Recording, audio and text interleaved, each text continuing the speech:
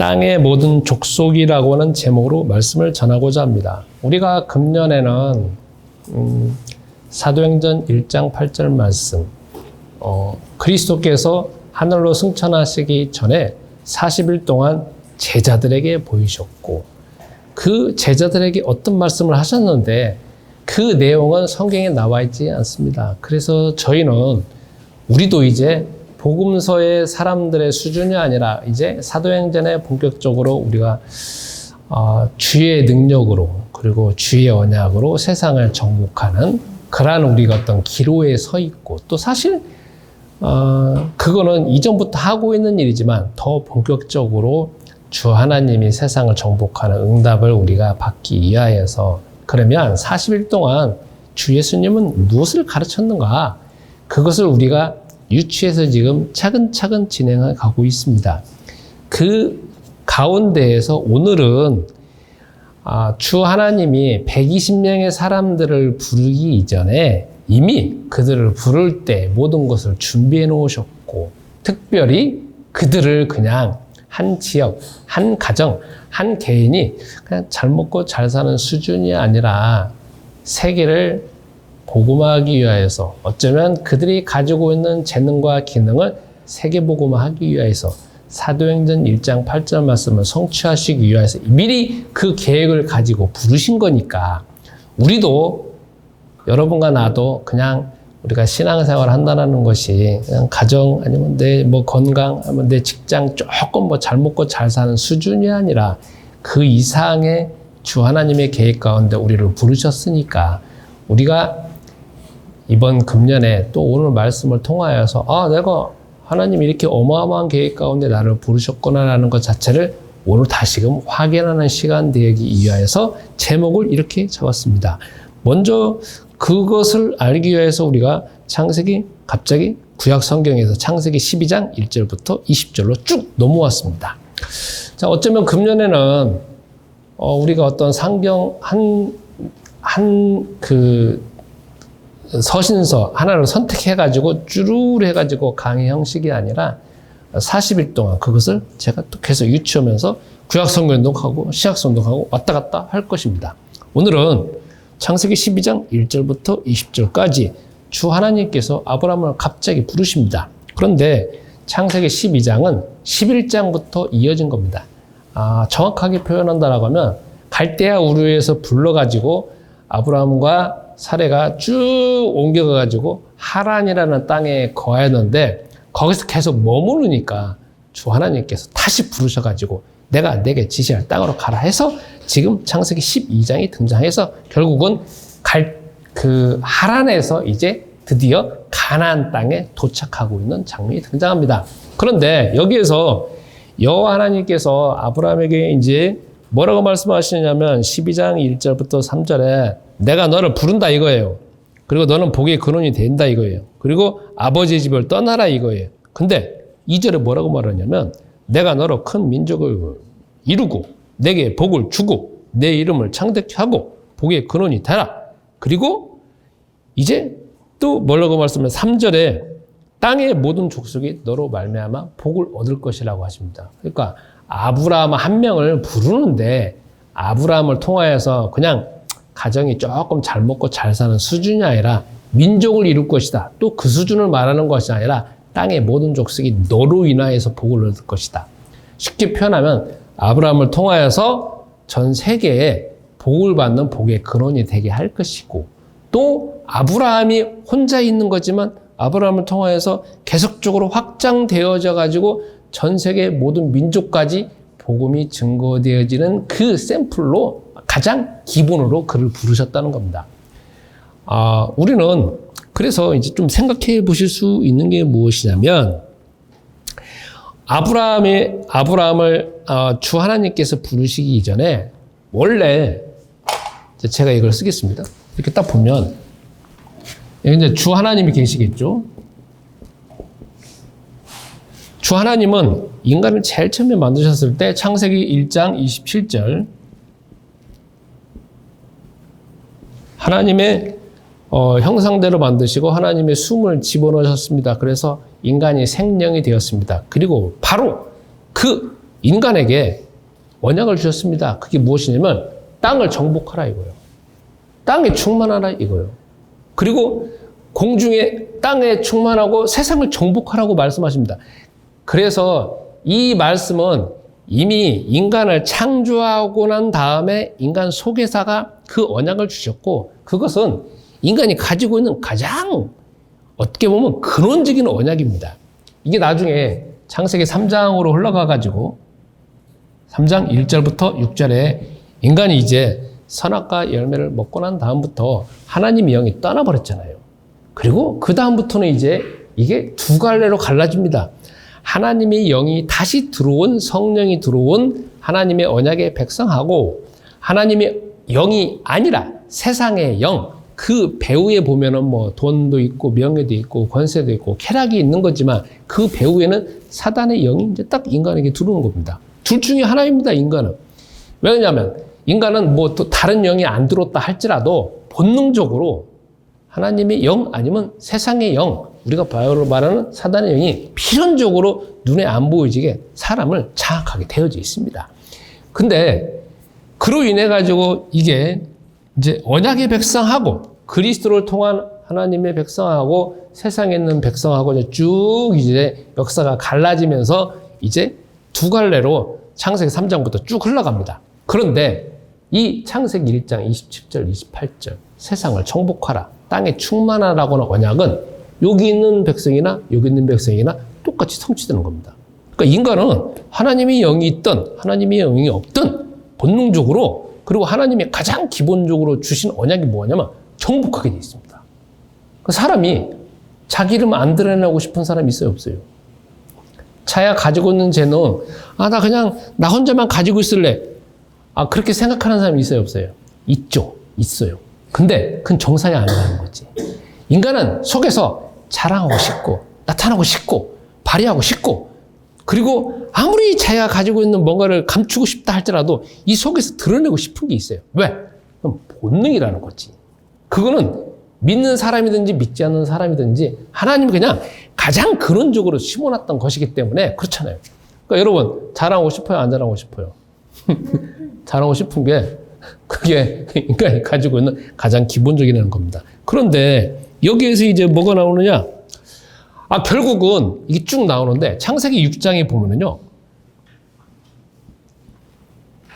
창세기 6장에 보면 무슨 시대가 등장하냐면 네피림이라고 하는 시대가 등장합니다.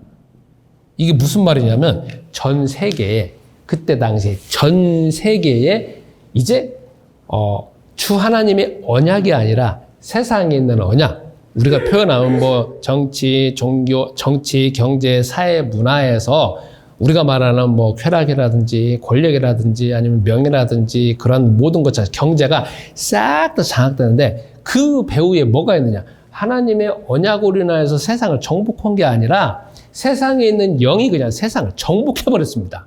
쉽게 표현하면 우상이 정복을 했다는 거죠. 그래서 성서에서는 네피림 시대라고 나옵니다. 그러니까 이 세상을 정복하라는 것이, 언약으로 세상을 정복한 사람은 겨우 6명밖에 없고, 그렇잖아요. 노아와 3명의, 8명이네. 노아와 3명의 자녀들, 그리고 부인들이 와서 8명만 남고, 나머지 세상에 있는 대부분의 모든 사람들은 하나님의 언약이 아니라 세상에 있는 영으로 인해가지고 세상이 장악되어 버린 겁니다. 그러니까 이 본능적으로 세상을 정복한다는 것은 다 가지고 있다는 것인데, 안타깝게도 하나님의 언약을 가지고 있는 사람이 8명밖에 남지 않았다는 거죠. 그래서 결국은 주 하나님께서 다 쓸어버리고 난 다음에 쭉 흘러가가지고 창세기 12장이 등장합니다. 그죠? 창세기 12장 1절부터 여러분과 제가 지금 20절까지 읽었습니다. 이제 또 세상도 이제 각 종족들마다 흩어져 있으면서 주 하나님은 계획을 세우고 계신 게 어떻게든지 하나님의 언약으로 세상을 정복해야 되지 않습니까? 왜요? 지금도 하나님께서 세상을 만드셨고 세상을 이끄시고 하나님의 성령께서 계속 은혜를 주시고 하시는데 그걸 하나도 모르고 살아간다는 것 자체는 주 하나님의 입장에서는 비참한 거고 답답한 거잖아요. 그래서 주 하나님께서 창세기 12장 1절에 아브라함을 선택하시고, 그래서 어떤 계획을 세우셨느냐? 이미 부르시면서 다 준비해 놓으셔서 어떤 계획이냐? 세상을 정복하기. 뭐로? 하나님의 언약으로. 그래서 아브라함을 가나안 땅으로 딱 부르셔가지고 그 계획을 세우신 가운데 하나님의 언약을 세우셨습니다. 그리고 그 백성들이 점점 왕성해지고 언약이 더 확대되어짐으로 인해서 주변에 있는 것들을 계속 정복하기를 하나님이 원하셨습니다. 그래서 쭉 흘러갑니다. 그래서 아브라함과 이삭과 야곱과 요셉이 등장하잖아요. 요셉이 등장하면 벌써 70명으로 늘어나잖아요. 그리고 그들을 안전하게 거하기 위해서 애굽 땅으로 보냈습니다. 그리고 쭉 흘러갑니다. 그래서 결국은 여러분이 출애굽기, 레위기, 민수기, 신명기, 여호수아에 보면은 이 사람들이 민족이 되어져 가지고 결국은 가나안 땅을 정복하지 않습니까? 그런데 주 하나님의 계획은 가나안 땅만 있는 게 아니라 그렇지 않습니까? 세상을 정복하는 거죠. 뭐로? 여러분 이제 정복이라는 단어가 참 별로 안 좋아하는 단어일 수도 있습니다. 근데 저는 참 좋아합니다. 저는 좋아합니다. 이게 왜 좋아하냐면 어쨌든 배경이 그렇습니다. 그러면 제가 정복이라는 단어를 여러분이 안 좋아하신다 하더라도 제가 그 단어를 쓰겠습니다. 자, 그러면 세계 복음화 정복하는 건데 결국은 이제 여호수아부 지나고 사사기부터 보면 이스라엘 백성들이 가나안 땅, 전 세계 그때 당시에도 어마어마한 사람들이 있는데도 불구하고 그 가나안 땅에서만 여기에서만 지지고 볶고 여기서만 머물러 있는 것입니다. 그런데 주 하나님이 가나안 땅을 거기서 이제 이스라엘 백성들이 선택을 해서 그 땅에 거한다라고 하면 그 다음부터는 계속적으로 확장해가지고 복음이 더욱더 확장되어지고 복음이 확장되어지는 것이 경험이 나오고 그 다음에 계속 증거가 나와야 되는데 그 땅에만 머물러 있는 겁니다. 그리고 더 웃긴 게 뭐냐면 언약으로 세상을 정복하는 게 아니라 우상이 이스라엘 땅에 더 들어와가지고 더 정복당해 버리는 겁니다. 이게 바깥으로 언약이 계속 증거가 나타나야 되는데 세상에 있는 우상이 이 가나안 땅에 들어와가지고 이스라엘 사람들 계속 갉아먹는 거 아니겠습니까? 그래서 사사기에 보면 계속 들어와가지고 이제 문제가 생기는 겁니다. 그런데 나중에 여러분이 룻기서 아니면 이제 열왕기 상하 역대상하 쭉 흘러가다 보면 결국은 어떻게 되냐? 우상이 이 땅에 들어와가지고 이 땅으로 완전 정복해 버립니다. 그리고 이 땅에 있는 사람들은 바깥에 나가지를 않습니다. 나간다도 극히 소수밖에 안 나갑니다. 결국은 어떻게 되느냐? 주 하나님은 언약이 중요하잖아요. 주 하나님은 여러분과 제가 잘 먹고 잘 사는 것도 중요한 거지만 복음을 세상에 있는 사람들에게 증거하고 그것 자체가 제일로 중요하게 여기시는 거거든요. 그래서 결국은 이 나라가 망해버렸습니다. 근데 우리가 이제 역사를 해석해야 되는 측면에서 다른 측면에 해석할 수가 있습니다. 망했다라고 하는 거는 싹 다 멸망당한 거 아니겠습니까? 그런데 그걸 망했다라는 것은 그 나라 백성에게는 망했다라는 것이지만 침략한 나라의 입장에서는 멸망당한 게 아니지. 멸망시킨 게 아니라 한 나라를 족속시킨 거고 정복한 거잖아요. 이게 어떤 각도에서 누군가가 보느냐에 따라 다릅니다. 주 하나님의 입장에서는 그거를 한 나라가 멸망했다라는 것보다는 복음이 그때 당시에 세계 최고의 강대국인 아수르나 아니면 바벨론 나라에 수출된 거고 복음의 언약이 그쪽으로 이전된 겁니다. 이전된 거라는 거죠. 그래서 결국은 나중에 보면은 바벨론이라는 나라에 갑자기 그때 당시에 이 아시아 지역의 가장 최고의 강대국은 바벨론이라고 하는 나라, 유럽에서도 최고의 강대국이겠죠. 근데 거기에 다윗이라고 하는 총리가 다윗이 아니라 다니엘이라고 하는 총리가 등장하잖아요. 그러니까 복음이 이쪽으로 간 겁니다. 그러면 이게 자 오늘은 여기까지 하면서 그 다음에 신약성경으로 넘어가 봅시다. 신약성경에 보면은 주 예수님께서 복음서에 보면은 예수님께서 제자들을 부르셨습니다. 그리고 2년 반, 3년 동안 훈련을 시키십니다. 그리고 마태복음 28장에 부활하신 다음에 메신저를 주십니다. 그리고 결국은 사도행전 1장 8절.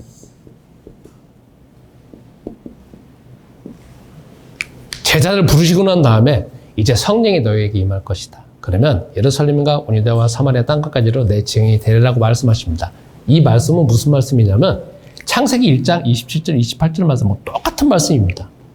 그러니까 주 하나님은 창세기 1장에 보세요. 사람을 만드시고 생명을 부으신 다음에 그 다음에 땅을 정복하라고 말씀하시고 그리스도이신 주 예수님은 제자들을 다 훈련시키시고 난 다음에 그리고 자신이 부활하신 다음에 가장 또 말씀하신 게 사도행전 1장 8절 성령이 너에게 임하시면 그 다음에 어떤 일의 증인이 되라고 말씀하십니다. 그러니까 이 말씀이나 똑같은 동일한 말씀이라는 거죠. 그래서 사도행전 2장, 3장, 4장, 5장, 6장, 7장, 8장 쭉 흘러가는데 사도행전 13장 이전까지 이 복음이 어디만 머물러 있냐면 예루살렘에만 머물러 있어요. 그러니까 거기에서 이제 환난과 핍박이 빵 터져버리니까 일어나니까 결국은 그 복음을 가진 사람들이 전 세계에 쫙 흩어져가지고 사도행전 13장이 보면은 저 우쪽에 있는 안디옥에서 이제 복음이 증거되기 시작하는 겁니다. 그러니까 이게 무슨 말이냐면 복음이 결국은 전 세계로 이제 확장되어지는 과정이 있다는 거죠. 자, 여러분 여기서 우리가 살펴봐야 될 게 있습니다. 우리는 마음속에서 어떤 우리가 계획을 그리고 조금 기도 제목을 방향을 잡을 수 있는 게 무엇이냐면 우리 신앙생활은 나 혼자 잘 먹고 내 자녀 잘 되고 그 다음에 내 사업이 좀 잘 되고 건강하고 오랫동안 노후 생활 잘하는 거 그건 우리가 기본적으로 가지고 있는 사람들은 누구나 다 가지고 있는 소원일 겁니다. 저도 마찬가지입니다. 그런데 이게 우리 안에만 머물러져 있는 것은 성서적이지 않다라는 거죠. 우리가만 복 받은 것, 우리만 복 누리는 것 자체가 주 하나님의 계획은 아니라는 거죠. 그리고 우리의 어떤 무한한 어떤 생각과 어떤 응답받은 것이 겨우 내 아내과 내 가족에게서만 머물러 있다라고 하면, 우리는 괜찮지만, 주 하나님 입장에서는, 주 하나님은 그렇게 복을 주시고 우리에게 증거를 주신 이유가 뭐냐면, 증인되기 위해서 주신 것이잖아요. 그러니까 우리는 이미 어떤 걸 가지고 있느냐? 두 가지를 가지고 있습니다. 내가 하나님의 어떤 증인이고 증거를 가지고 있는 입장이지만 이것 자체가 세계복음화의 그 증거를 삼기 위해서 주 하나님이 보내셨다는 겁니다. 그러니까 우리는 기본적으로 뭘 가지고 있느냐? 우리의 눈은 이제 우리가 가지고 있는 증거를 어떻게 세계복음화할 것이냐? 우리가 가지고 있는 것들을 어떻게 확장시킬 것이냐? 우리가 가지고 있는 걸 어떻게 세계화할 것이냐? 이것 자체가 주 하나님의 계획이고 시간표고 우리 속에서 주 하나님이 성령의 계심이기 때문에 당연히 그렇게 우리 속에서 이끄신다는 거죠. 그런데 자, 요 성경에 보면 이렇게 나와 있다는 거는 그게 여러분과 나도 뭐 그냥 잘 먹고 잘 사는 그게 아니라는 거지. 요 상황에서 주 하나님의 그 계획 가운데 우리를 그리스도로 알게 하셨기 때문에 거기에만 머무르는 것이 아니라 우리도 이제 본격적으로 내가 가지고 있는 재능과 기능과 가지고 있는 모든 것들을 동원하여서 사도행전 1장 8절 말씀 그 이유로 넘어가야 된다는 거죠. 물론 개인적으로 사도행전 1장 8절을 넘어가신 분들 많습니다. 어떤 분들은 사도행전 2장, 3장, 4장 넘어가신 분도 있을 것이고 어떤 사람은 교회 시대로 넘어가는 분도 다 개인적으로 다 다를 겁니다. 그러나 기본적으로 우리 눈이 세계로 열려져야 된다는 거죠. 그러면 왜 이게 또 필요하고 이게 또 중요하기도 하지만 우리가 그런 시대에 살고 있는 걸 한번 보겠습니다. 여러분 여기 보면 개인이 있습니다.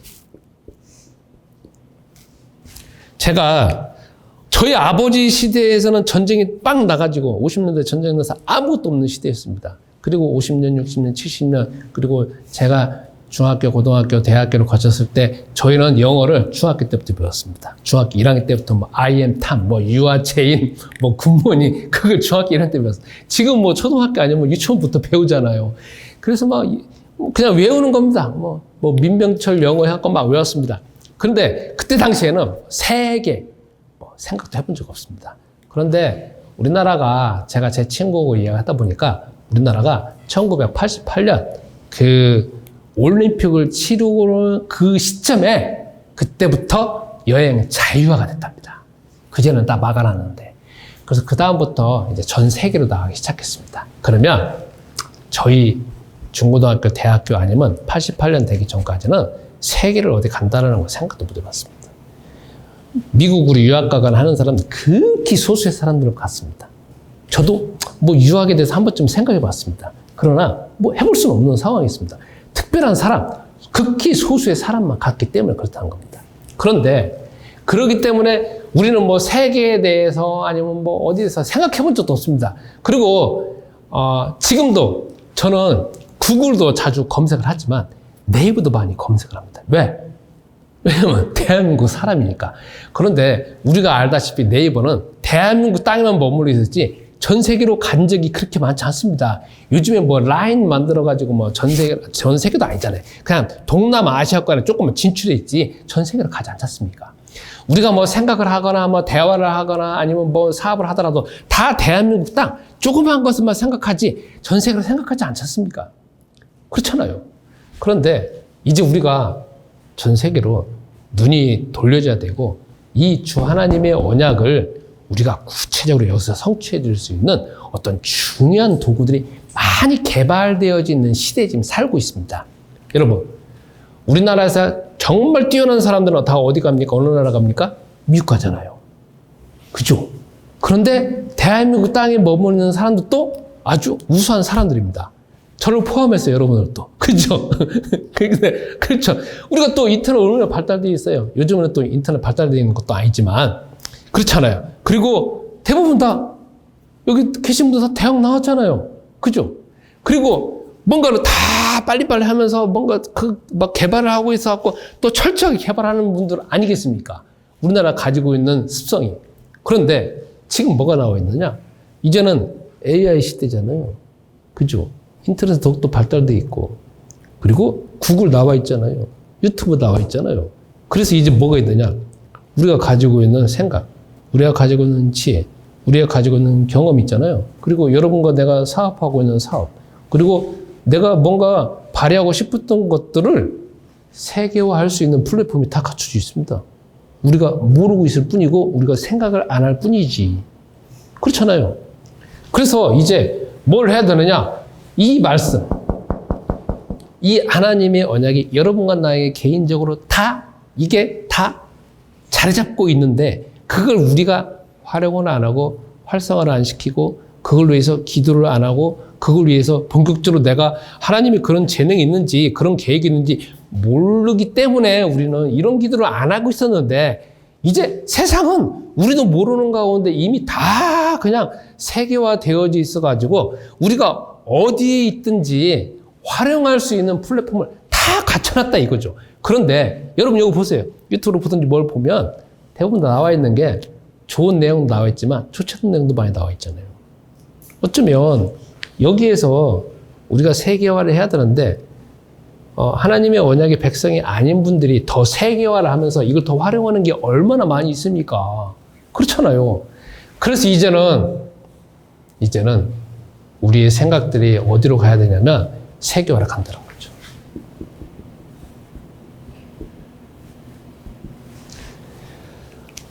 제가 이번에 저희 카톡방에 어떤 목사님이 계십니다. 근데 이 목사님이 뭐 어떤 선교 사역을 보고를 하시는데 이분이 이제 은퇴를 하시고 난 다음에 나이지리아에 가신 겁니다. 그래서 나이지리아 선교하시는 선교사님하고 막 선교 사역을 하시면서 거기서 뭐 며칠 동안 사역하는 게 사진이 쭉 나오더라고요. 그러면서 그 선교사님이 마지막으로 하시는 말씀이 있습니다. 선교 내용을 쭉 보고 하시면서 제일 마지막에 갑자기 누가 한 말이 생각난다는 거예요. 세계는 넓고 할 일은 너무 많다는 거예요. 그러니까 나이지리아라고 하면 전 세계 극히 일부잖아요. 거기서 사역하는데 그 시간 내고 돈 내고 막 가서 했는데도 불구하고 거기서 많은 성과가 있는데도 불구하고 전 세계를 보니까 그거는 그냥 점 하나도 안 된다는 거죠. 그러니까 할 일은 너무 많다는 거죠. 그래서 여러분 이제 여기 내 안에 교회가 있잖아요. 주 하나님의 교회를 세우신 이유가 뭐냐? 내 안에 교회를 세우신 이유가 뭐냐? 대한민국에 그렇게 수많은 교회를 세운 이유가 뭐냐?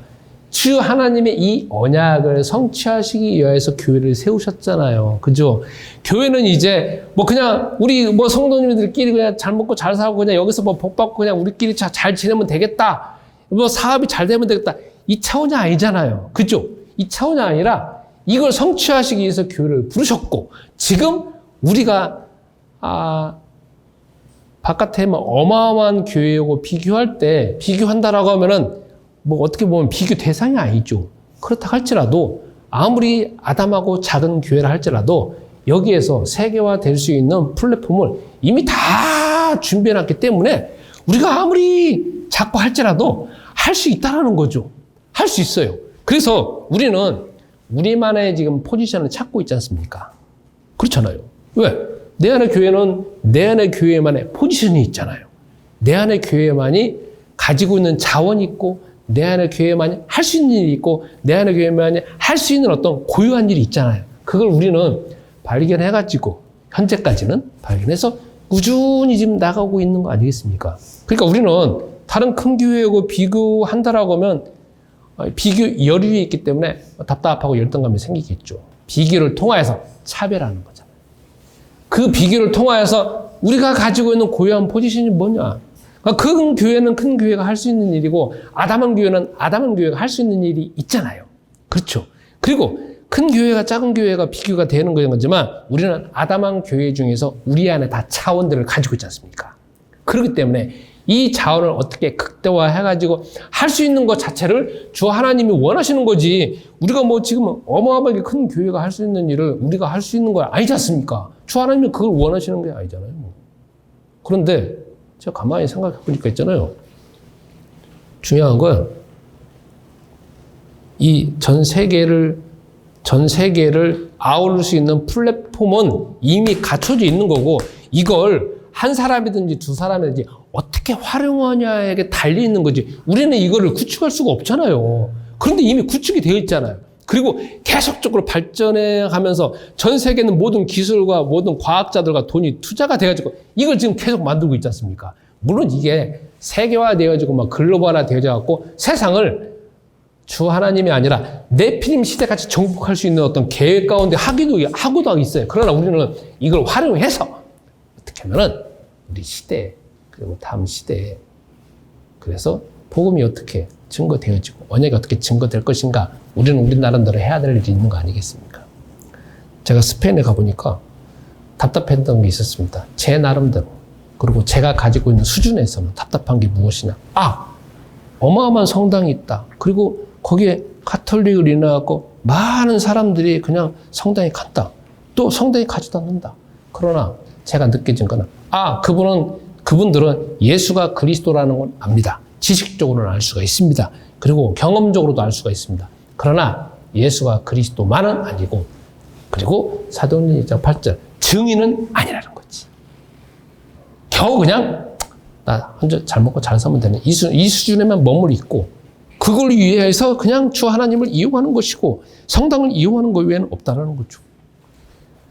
그래서 오늘 여러분이 우리가 다시금 생각해 볼 수 있는 게 뭐냐면, 내 포지션을 생각하셔야 됩니다. 다른 사람과 비교가 아니라 내를 차별하는 거. 내가 가지고 있는 재능이 뭐냐, 내가 가지고 있는 기능이 뭐냐, 내가 할 수 있는 범위가 뭐냐, 그리고 내가 최선을 다하더라도 할 수 있는 범위가 무엇인가, 그거를 찾는 거 아니겠습니까? 다른 건 아니라. 그래서 이거를 어떻게 극대화시키고, 어떻게 세분화시키고, 어떻게 또 우리가 전략화를 해서, 왜?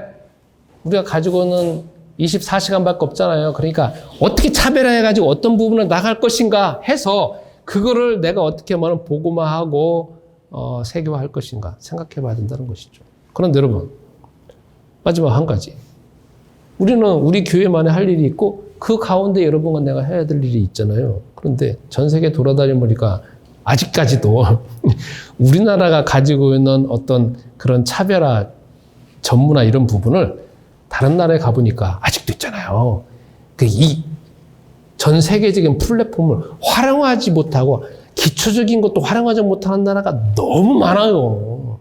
그러니까 우리는 요 안에서만 막 지지고 볶고 막 싸우고 뭐 네가 뭐 이렇게 할 것이 아니라 이 넓은 세계를 보자 이거죠. 이걸 활용해서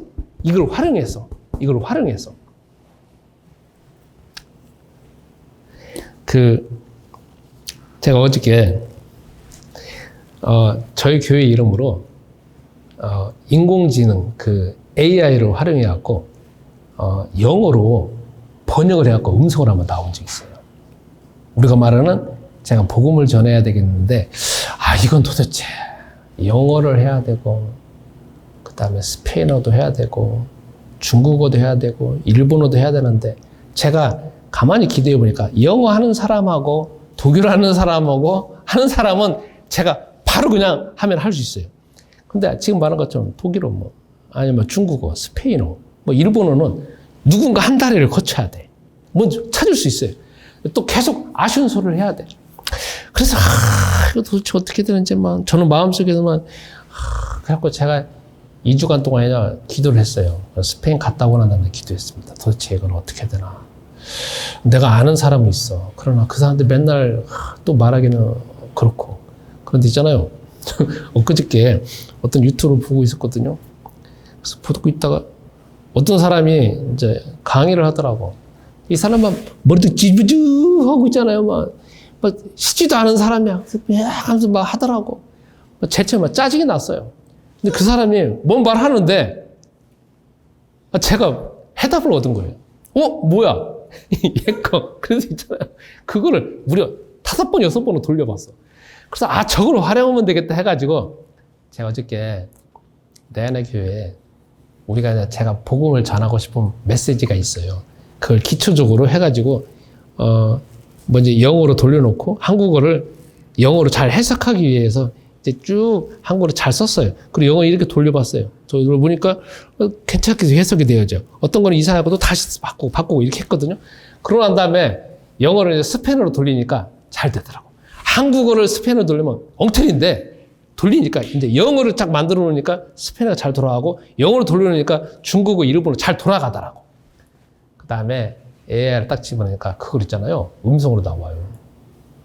그래서 그것도 선택을 할 수 있는 거야. 20대인지, 30대인지, 남자든지, 여자든지 선택을 할 수 있더라고. 그걸 돌려놓고 난 다음에 이제 들어봤어요. 근데 말을 너무 잘하는 거야. 그래서 그거를 영상을 만들었어요. 그래서 1번 만들어 놔갖고 올려봤어요. 그걸 잘 들어봤어요. 너무 잘하는 거야. 그래서 내가 원하는 수준만큼 된 거야. 그 이상으로. 그래서 있잖아요. 어제 저녁에 잠자는데 너무 기분 좋은 거야. 속에서 있잖아요. 막 이게 어떻게 보면 뭐 몇 달 아니면 몇 년 동안에 제가 뭐 해소하고 싶은 거 있잖아요. 그게 해결되니까 속에서 정말 잠자는데 정말 기분 좋은 거 있잖아. 그러면서 어떤 거야 되냐.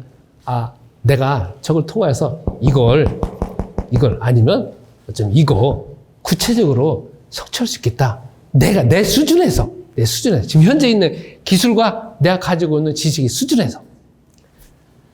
그래서 여러분, 저는 이 수준인데 여러분은 얼마나 재능 많습니까? 여러분은 얼마나 기능 많이 가지고 있습니까? 그리고 여러분은 나보다 더 머리가 뛰어나잖아요. 근데 생각을 이 동네만, 이 구석에만, 이 교회 안에만 이거를 넓히시기 바랍니다. 여러분 저보다 영어 더 잘하잖아요. 그리고 저기는 초등학생은 영어 맨 회화하니까 저보다 더 잘할 거 아니에요. 전 나가서 몇 마디 못하더라고. 회화는 그냥 영어 아니라고 생각하고 패스 했는데 나가보니까 회화가 얼마나 중요한데 이 기본 회화도 하긴 하는데 속에서 짜증났어요. 내가 어쨌든 그렇습니다. 그래서 여러분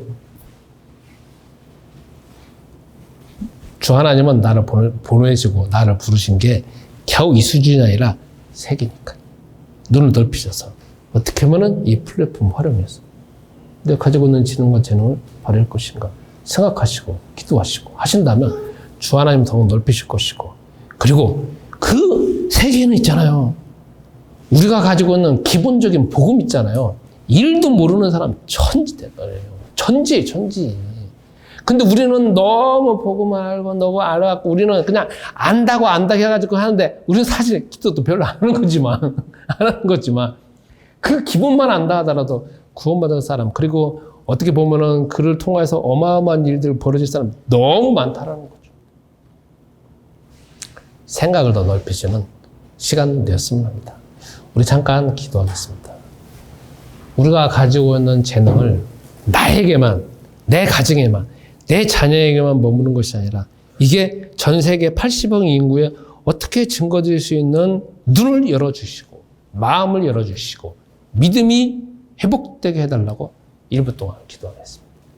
주 하나님, 우리의 생각과 지혜를 열어주셔서 우리가 가지고 있는 재능과 기능이 무엇인지 이미 알고 있고 더 깊이 알고 있으며 차별화하게 하시고 기능화하게 하시며 세계화할 수 있도록 우리의 생각과 지혜를 열어주옵소서. 우리가 우리 자신을 깎아내리고 있는 비판적인 생각은 주 하나님께서 결박하여 주시고 치유하여 주시며 우리의 눈이 우리 자신에게, 우리 가족에게, 우리 자녀에게만 머물러져 있는 생각들이 세계를 향해서 열릴 수 있도록 주 하나님이 우리를 치유하여 주시고 눈을 열어주시며 우리에게 새 힘을 더하여 주옵소서. 또한 그 일들을 위하여서 주께서 지혜와 지식과 능력과 체력과 건강과 경제력이 매 순간마다 함께하는 것들을 보게 하옵소서. 이제는 우리 주 예수 그리스도의 은혜와 아버지 하나님의 무궁하신 사랑하심과 성령님의 교통하심이 말씀 붙잡고 응답받기를 소원하는 주의 모든 사명자들과 내 안에 계신 성도님들과 이 시간 온라인으로 예배드리는 모든 분들에게 이제부터 영원토록 함께 있을지어다. 아멘.